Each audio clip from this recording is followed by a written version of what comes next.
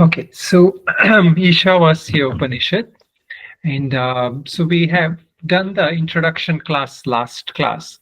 So now we will get into the actual Upanishad itself from today. So as we know, this word Isha, as the word Isha is literally translated as the Lord or the Supreme Being, and Shankaracharya also calls it as the Supreme Self. So different kind of things. The word Isha comes from the Sanskrit root word it, which is from where it means the ruler or the controller. So the from there, we know the different aspects of Isha, Yami, Yami. So all these are different versions of that. So Isha Upanishad, as I've already mentioned, it has a universal appeal. Some other Upanishads are mostly considered as important for those who are on the path of knowledge or on the path of Vedanta. But Isha Upanishad has a much more universal appeal, but yet it is very convoluted and hard to decode sometimes. And that is why, we use the help of the commentary especially by Shankaracharya. So all these Upanishads, as we know, they were there for a long time. The word Upanishad, that comes from three words broken: Upa, Ni, and Shad. So this is a three different small root words in Sanskrit from which the word Upanishad has come. So the in terms of Upani, literally it means being near the teacher or being in the presence of the teacher. In other words, Upanishad is generally something that was given as an oral transmission. Upanishad is not something generally, like it's a book we buy from the store and we read it and we are done with that. I've read that. That is not the general how we study Upanishads. So in a traditional way, Upanishads are studied with the help of a teacher and especially from a sampradaya. So the teacher also is not like an independent guru who has come up with his own ideas. He is following that sampradaya. So it's a lineage, or you can say right from the Lord himself, we say. So there is a whole lineage. Two lineages are considered. One is a lineage which we say comes from Lord Narayana as such. Narayana means the highest Lord. So the Lord Narayana there, Narayanam Padma Bhavam Vasistam Shaktim Cha Tatputra Parasharam Cha Vyasam Shukam Gauda Padam Mahantam Govinda Yogindra. So this is all these people, starting from the Lord, then the rishis, Vyasa, Shukha, and all that. Then we say, then comes all these others like Shankaracharya, Padmapada, Sureshwaracharya, and the four disciples. So it's like in that tradition. Then the other aspect, sometimes people make it shorter and they say Sadashiva Samarambha Shankaracharya Madhyama Asmadacharya Paryantam Vande Guru Paramparam. So there is the Sadashiva, who is that Shiva, that Lord. And then that Shankaracharya, who revived the Veda, the tradition of Vedas, was lost for a long period in India, as historically it is mentioned. With the advent of Buddhism, Jainism, and all that, people considered that Vedas were not important. So it went down, and people didn't. They felt like it was not pointing to that ultimate reality. It was not giving me freedom from suffering, because at that point the focus was more on the karma kanda part. So which we will discuss again today. We have discussed in the introduction as well.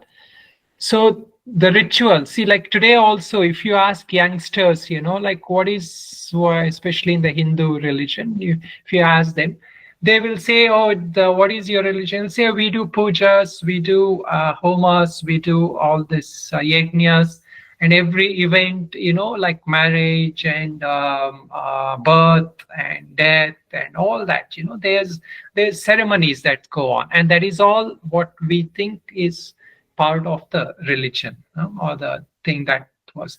So Shankaracharya came and revived that no, there is an ultimate truth, and all these are steps, all these are means of getting to that. So with the whole thing in perspective, the jnana becomes an important vision. Once we have that Upanishads, the teachings of Upanishads, then all that rituals, practices, and everything which we're doing can have meaning. So that is where the Shankaracharya's thing has come. So why I'm saying this is because we are unpacking that word Upanishad. So the Upanishad, as I've said, three different words. Upa is near. Ni means different things, but literally we can say at the feet of, or down.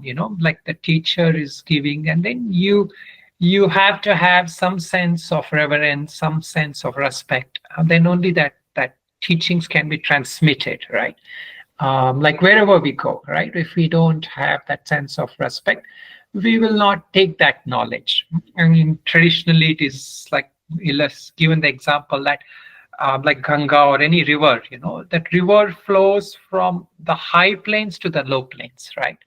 So the transmission of knowledge also can happen only when that student, not like he doesn't think he's lower in terms of that beingness of the person, but in terms of knowledge, we have to have a sense of humility. So then that knowledge can flow through, just as how the knowledge flows from the high plains to low plains. Similarly, it can flow from the teacher to the student when that student has that humility. So upa, near, and then shad. Shad means literally sit or be there, be present, in the presence. So literally taking, we can say, when you are in the presence of the teacher, or when you're sitting down in the proximity, sitting down near the teacher. So these are the things. And what is the real Upanishad? In other places, many acharyas have told us that Upanishad literally means that knowledge which brings us freedom.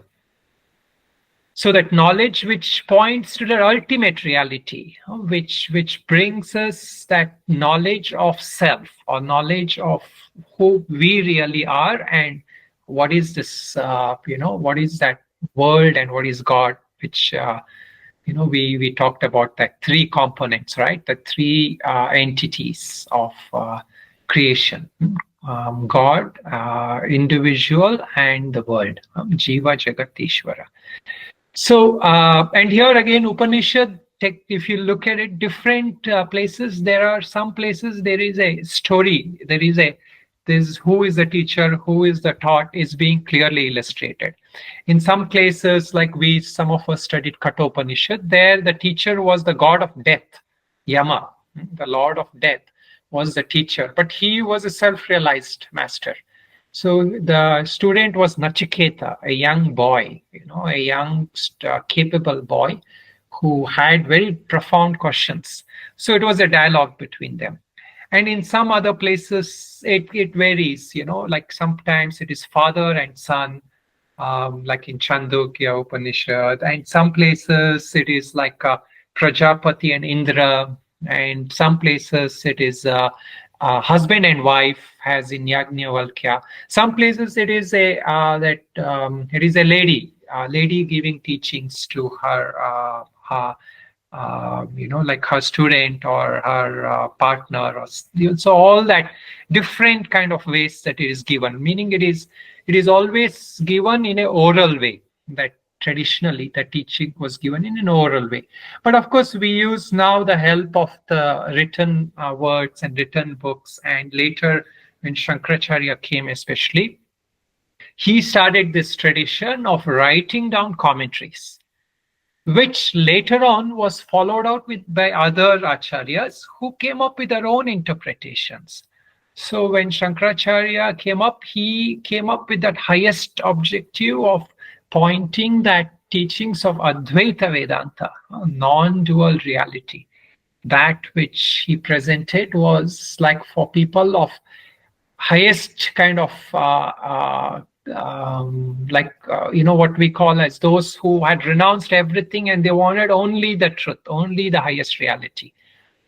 And then over time, again, people started saying that this is not something that people are able to grasp. So there was different acharyas who also, in a way, had a mission to propagate the Vedanta teachings in a way that was a little bit more palatable, where they brought in that aspect of religion and God even more deeply, and it became what is called as different Vedanta traditions, which has come after that. But there are also different acharyas there. So this is where like the Upanishads, different kind of Upanishads are there, and most importantly here, what we are studying is the Ishavasya Upanishad, and in Ishavasya Upanishad, there is no such thing as like a teacher and a student. So we just expect that one of the rishis received this transmission directly. So this is also a one point for those who are not completely familiar. We have to understand that Upanishads has such like the thing about authorship. Huh? So who is the author of Upanishads? Anybody want to guess? Who wrote all these Upanishads? The Hiranyagarbha, the Mahat, the intellect. Probably. Hiranyagarbha. Okay. Hiranyagarbha. Okay. No. Okay. Hiranyagarbha is not in this context. We don't take it as Hiranyagarbha. Somebody raised their hand? Is it attributed to Vyasa, or at least as a compiler? He's a compiler, correct? Yeah, he's a compiler of it, but he's not the author. Like for example, Vyasa. A lot of it Vyasa made accessible, like especially the Bhagavad Gita and the Brahma Sutras. But Upanishad is not written by Vyasas. Arvind? It is not written by anyone. These are smritis which came over a period of time, and Vyasa compiled it. Some part of it is correct. Anybody else want to try? It came from rishis. It came from rishis, yeah. But so do we consider the rishis as the author of Upanishad? No, not authors, and it is creators. Nada, it worked in rishis. That's very good. Yeah. Mikhail or Padmavati? Yeah. Bhagavan. Lord, yeah, Bhagavan. So I think all of you together have got it right. So one word we can try to remember, it's a Sanskrit word. It is called as apaurushaya. What does apaurushaya mean? It means that literally there is no author of this text. It doesn't have an author. Like we can say for some extent, like Vyasa wrote down Bhagavad Gita, we can say. But Upanishads, we cannot say that even that part was written by anybody. So some of you mentioned that it's from rishis. Yeah, it did come from the rishis. But rishis also are not the authors of this. We don't consider them as the authors. Why? Because this is a direct kind of a transmission that has come from, as some of you said, Bhagavan, creator, or it was received. So these rishis received these teachings directly, and they didn't. They just kind of put it in a way, in also like a, they transmitted it as it is. So there is really no medium of human intellect. See, anything that has a human intellect is subject to some limitation. To some extent, yeah, we can say, like as one of you was saying, that it came from Hiranyagarbha. But in this context, we cannot even actually say like even that any deity or something. But the medium of human intellect is not there. That is why we call it as apaurushaya. It doesn't have an author. It is free from any kind of an authorship. So that is why, what is the technical word or the Sanskrit word we use for Upanishads, and what is the word which we use for Bhagavad Gita? Anybody know the difference? How do we refer to the Vedic text of Bhagavad Gita, and how do we refer to the Vedic text of Upanishads? Yeah. Shruti, Smriti. Shruti, Smriti. Which one is Shruti? Shruti is the Upanishad.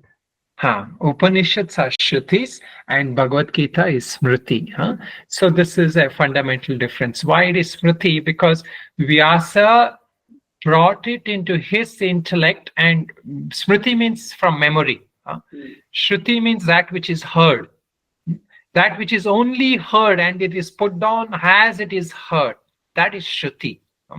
And that which is like heard but put in a context, from one's memory, from one's intellect, you can say, that becomes Smriti.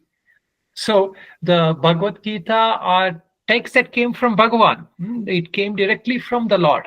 But what happened? It went through the intellect of Vyasa. So Vyasa put it down in certain way, in a certain style and certain phrase.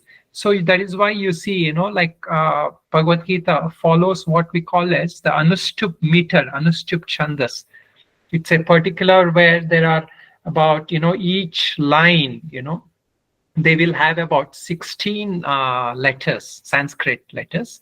That means sometimes including that sandhis and all that, it'll have 16 letters in each line.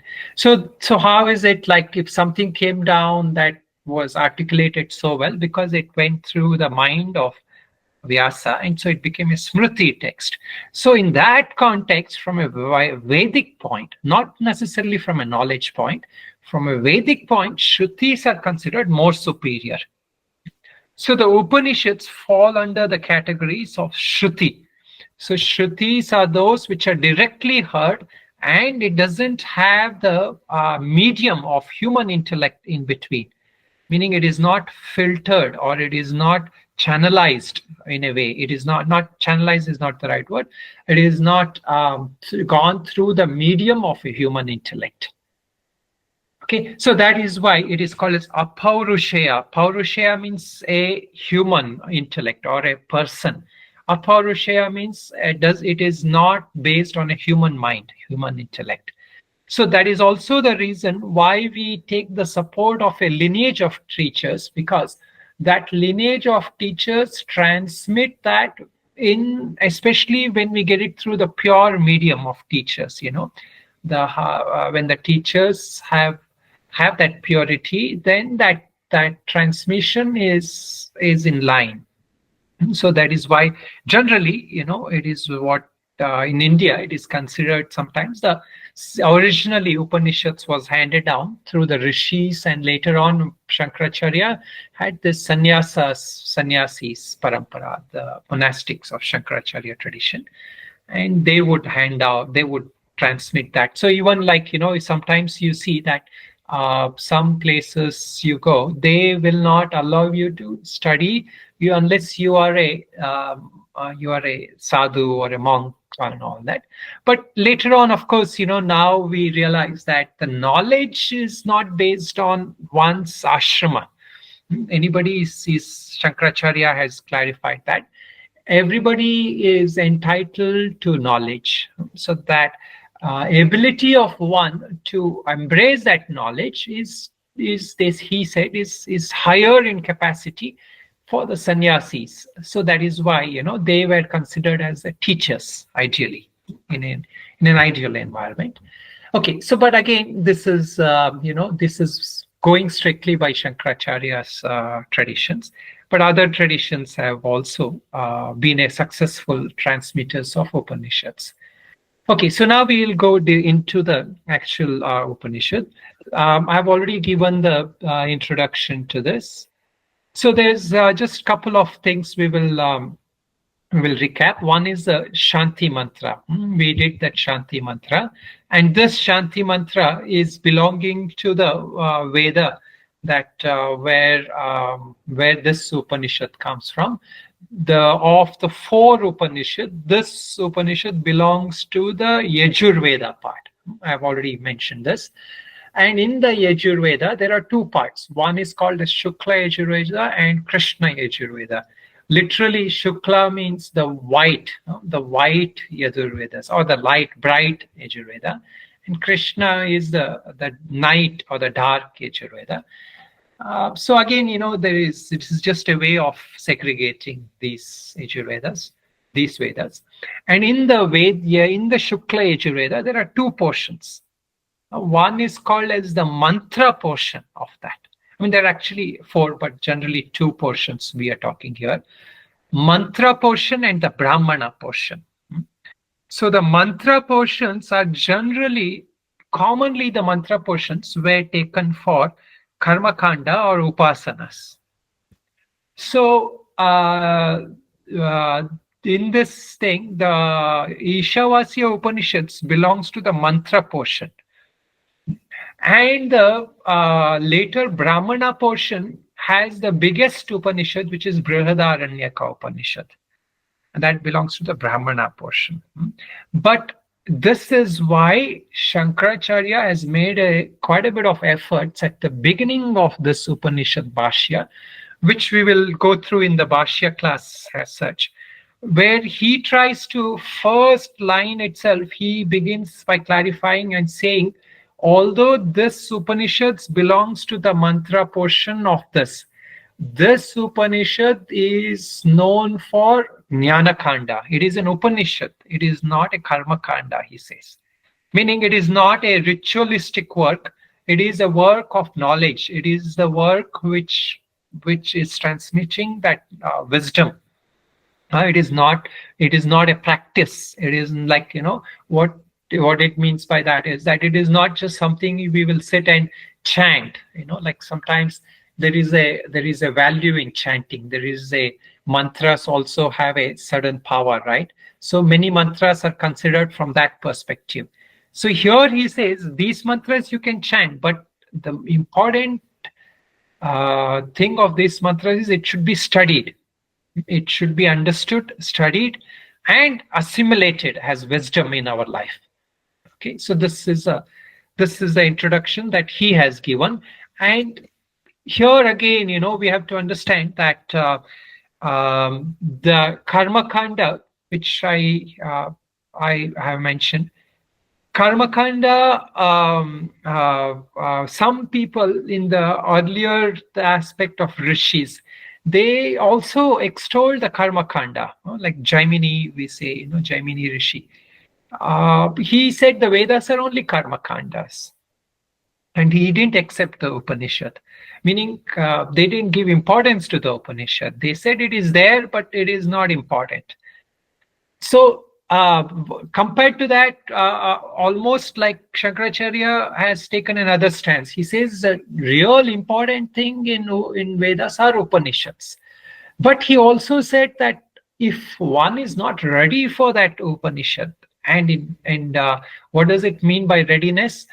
Readiness means our mental purity or the purity of our inner instrument. If one doesn't have that kind of purity, then they have to be part of yajnas, homas, dana, tapa, upasana, and all of that. And if you want to put it in 2 different things, it is like, or one word, it is like they have to engage in some karma, some kriya, some action, meaning that they're not, once you are doing all that karma and action, as you keep doing action and you do it more like in the perspective of karma yoga and bhakti yoga, the purification will happen. Then you become entitled for knowledge. So this is the 2 parts. So he has actually, you will see in this Upanishad, he firmly divides these 2 parts. But we have to take it with a little bit of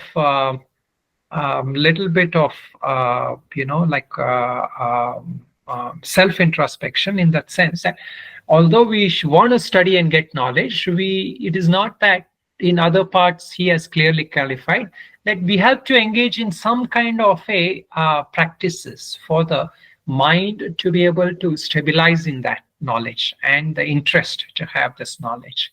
So, so both are important, but from this teaching point, he wants to give a very clear separation of the two. Karma means action, anything which involves action, which means in traditional Indian terms, rituals, yajnas, and tapa, dana, like dana means charity, and tapa means practices, like people do fasting and all that. So all that, is part of the karma. And first people do it for themselves because they have to survive. They will do it for themselves. Slowly the idea is they do it for their family, and as they get this one, they will do it for the society, the actions. And in the highest place, they will do it for God, bhakti yoga.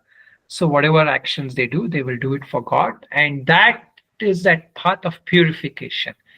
And what are we purifying here? We are purifying ourselves of that limited identity of ego. So that is the karma kanda, that I am this ego, that I need this, I need that, and this is my family. And so that is a limited understanding of ourselves, right? So slowly we are trying to break that through this karmas, which is called as chitta shuddhi. Chitta shuddhi means purification of the mind or intellect or the heart, ideally. So through this process of chitta shuddhi, we are purifying ourselves, and then we become ready. Then that teachings, we become ready to absorb that teachings. So both ways, but also another perspective is given that as we go deeper into the study, as we understand who we are, as we get clarity on that, then what happens, that itself is purifying, and then we are also more willing to do actions in a selfless way. So it works both ways. Our study of knowledge has, or that also that part of purification happening. So as we go through this process, there's both. One is we try to purify our mind and intellect so we can absorb that knowledge. And yet at the same time, we should engage ourselves in the study of this knowledge as a means of studying. The purification is also happening. And our actions will come from a better place. Okay, so now we can look at the mantra. Having given this introduction, we will do the first mantra today, and we will again start from the Shanti mantra. So Girita, can you project? Okay, so this is the Shanti mantra. We will just do this again, although I've already explained this. We will just do this again. So here, as we know, it is talking about two things. Om Purnam Adha Purnam Idam. That and this. Adha is represented in this context as the Supreme Brahman, the cause of everything. Idam is that which is the effect, that which has been caused. And the other way to look at it is Adha means that pure supreme being, that Paramatma, and idam means the Jivatma, that individual self. So that supreme being is complete, and this individual being is also complete. So then, when this individual being comes out of that supreme being, then what happens? That supreme being and that individual remain complete. So that is what the mantra is saying. Or we can also take it that when that effect has come out of that cause, meaning that Hiranyagarbha, or that first spark of creation, which we call as Hiranyagarbha, when that Hiranyagarbha manifests from that pure, unlimited Nirguna Nirakara, that unconditioned, unconditioned being, which is the cause of everything, indirect cause of everything. So when this effect comes out of that cause, so both of them remain complete in their essence. That essence of both of them remains complete. So that is mantra. So we can just repeat it and then we'll go to the first mantra. So those of you who can try to repeat after me. Om Purnamada Purnamidam Purnat Purnamudachyate Purnasya Purnamadaya Purnamevavashishyate. Om Shanti Shanti Shanti. Just one point here for those who are interested in a little bit of chanting. So generally, this, if you look at this in the Sanskrit part, even though maybe you cannot read, you can just see that there is some markers there. You see that after that second word, that last letter, there is a underline. So there are these things in our Vedic chanting. There is this thing called udhata, anudhata, and what this is that when it is marked down, the intonation comes a little on the lower note. It comes down a little bit, and then when it is marked high, see the last word, the last letter of the last word, there is a line on top. So that means that you have to raise that intonation there. So again, this is not part of our actual teaching. This is Vedic chanting, but I'm just pointing it so in those who are interested. So the way it goes generally is something like this. Om Shanti Shanti Shanti. See that last part, I raised that tone, and when I was saying the first two, I dropped it a little bit. So this is if you want to, you can, especially for this Shanti Shanti, generally, you will hear like those people who know that, they will chant it like this.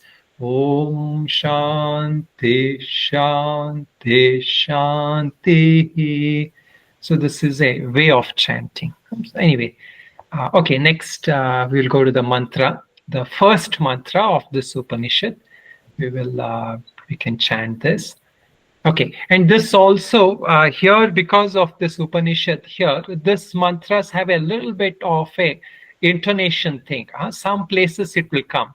So those who are following that Sanskrit portion, that after that Ishavasya Midha, that thing, there is a Chandra Bindu and a line on draw. So there we have to say gum, so it will go something like Ishavasya Midagam Sarvam.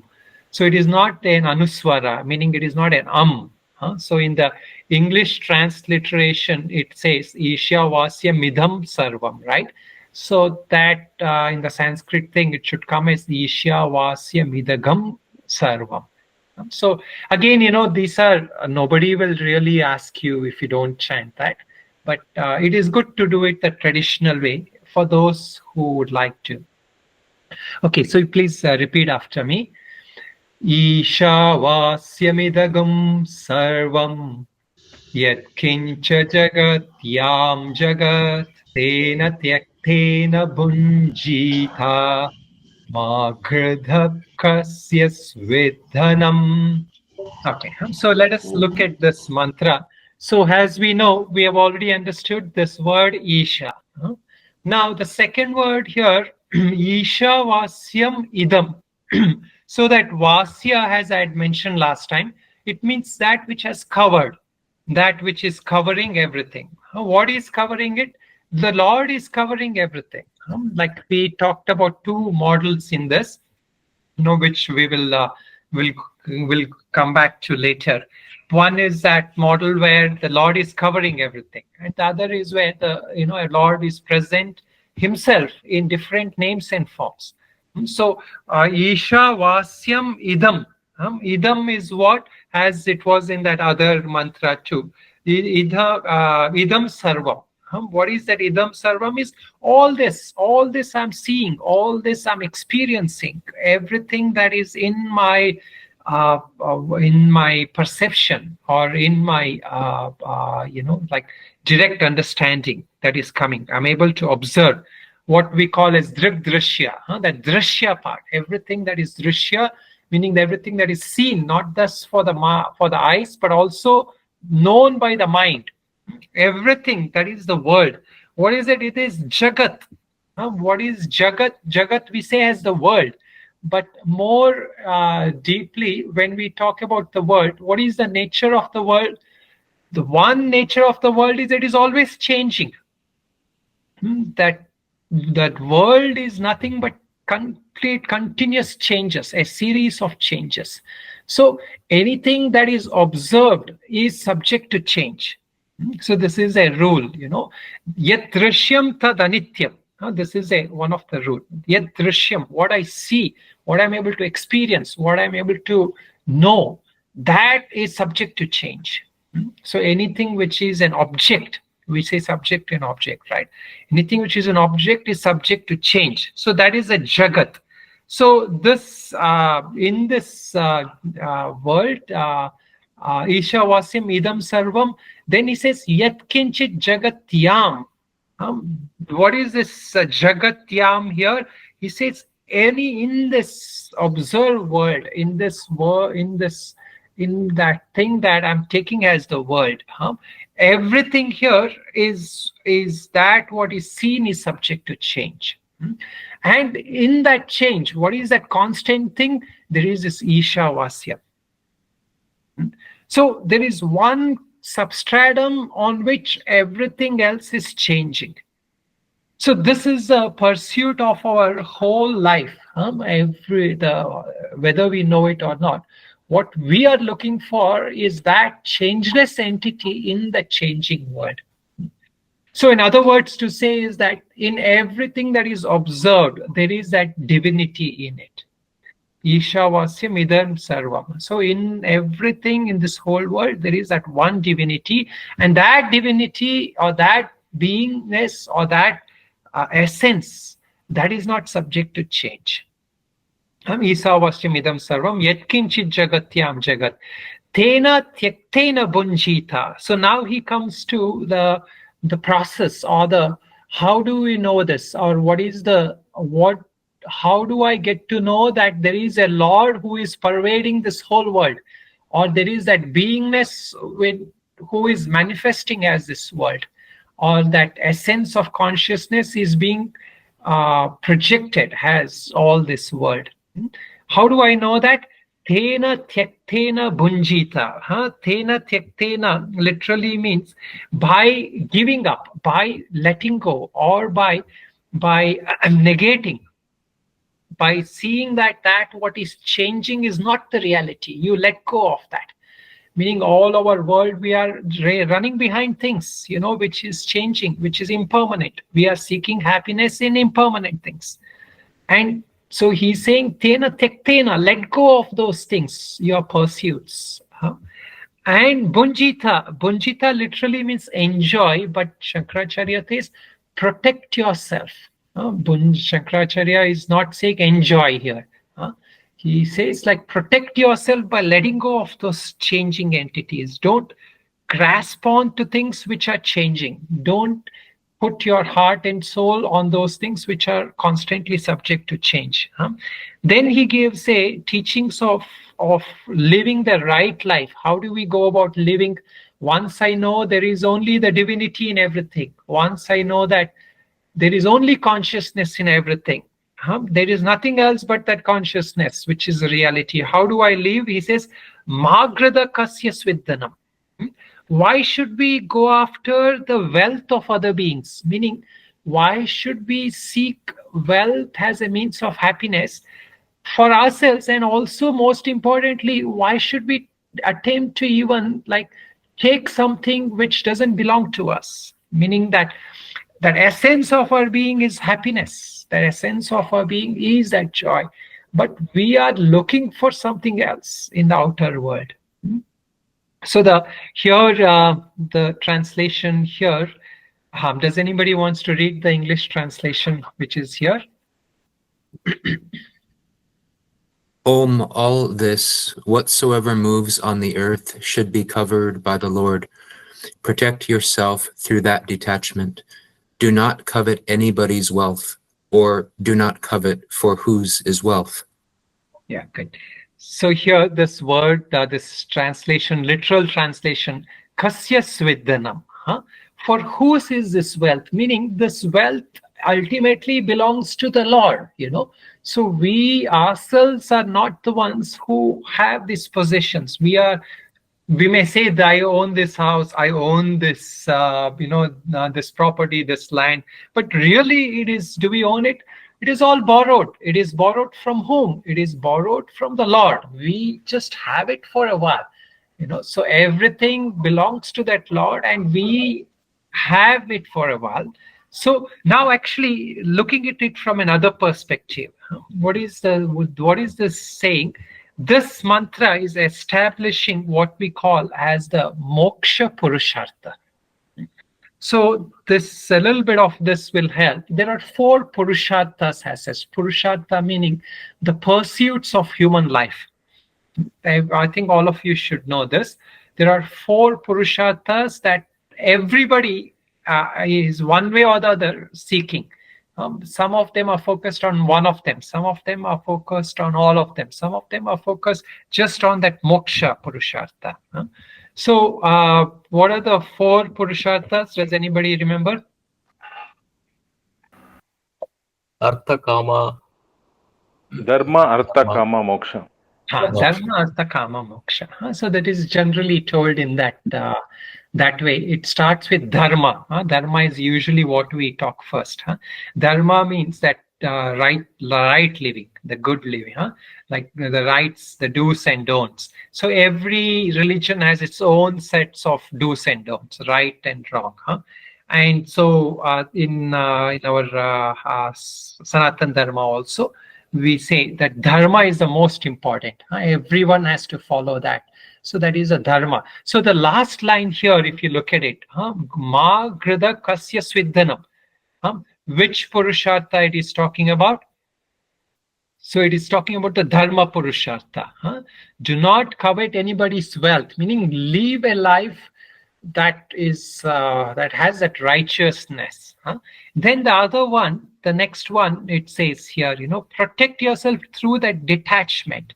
So the other purushartha, dharma, artha and kama. Artha meaning that material possessions. Like we all the wealth. See, normally we all want to have certain wealth, certain belongings and certain things, right?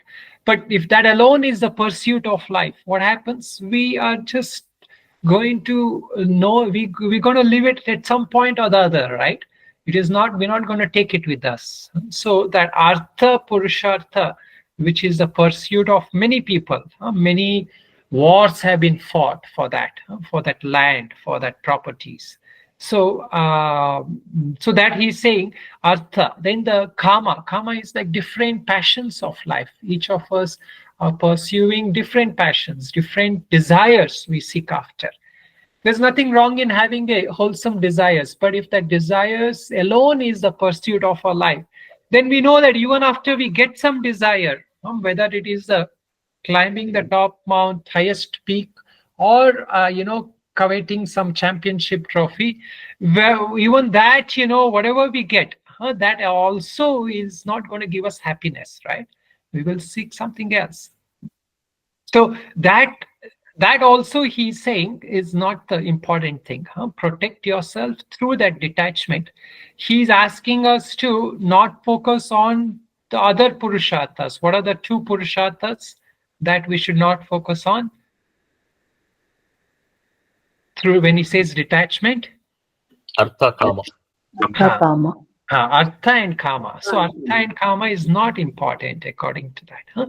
So then what do we focus on? Then we focus ourselves on this highest vision, which is Ishavasya idam sarvam. We try to uncover that reality. We try to discover that true nature of reality, or that we focus on that what we call as God realization or self-realization. So so there is 2 ways here. One is when we say Ishavasyam, I have mentioned last time. One perspective is that the God is hidden among these objects. So you have to discover this. So this is a general dualistic teachings view. In there are objects, there are inanimate things in this world, and in them God is hidden. Like the example I gave for this last time was that your fan or the bulb and electricity. When you look at that bulb, the light is coming, you don't see that electricity.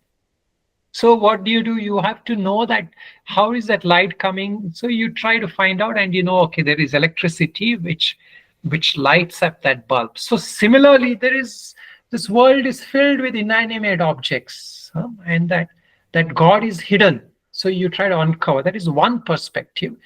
And the other perspective is that God is the only reality and everything is names and forms, meaning that same God appears as you, me, this world, these people, and everything. So here I gave another example of illustration. What is the example to illustrate the second point? That God is the reality appear. What example can we take? Ornaments and gold.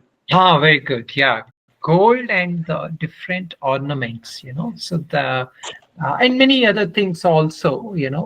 Which clay pot, and also we can take or clay and different different things, that pot and other things that come out of clay.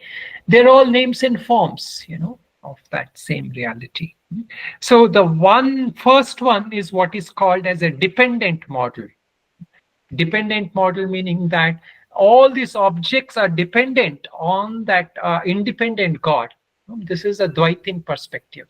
Everything in this world is dependent on that essence. If that essence is not there, then that thing will not work. Like the bulb will not work if there is no electricity. So it's a dependent model. Ishavasyam idam sarvam. Yet that Ishavasyam idam sarvam, when you're saying that Isha is that only reality, then what is happening? It is an independent model. Everything is independent by itself. But in ignorance, it doesn't appear like that. In that realization, everything is nothing but that God. Everything has that potential of just being that supreme essence itself. Okay, so we will leave it at this, and next class we will take up any quick questions. We have about 3-4 minutes. Anybody? Okay, so in that case, I will just present this last closing shloka, which we will do, and so those who are familiar, we can just do this part of the shloka in closing. Let's read together. Okay. Om Asato Ma Sadgamaya Namaso Tamasoma Jyotirgamaya Mrityo Mrityurma Amritam Gamaya Om Shanti Shanti. Okay. If anybody wants to ask anything, I can stay on, and those who want to leave, you can leave. Om Namo Narayana. Om Shri Guru Pyo Namaha.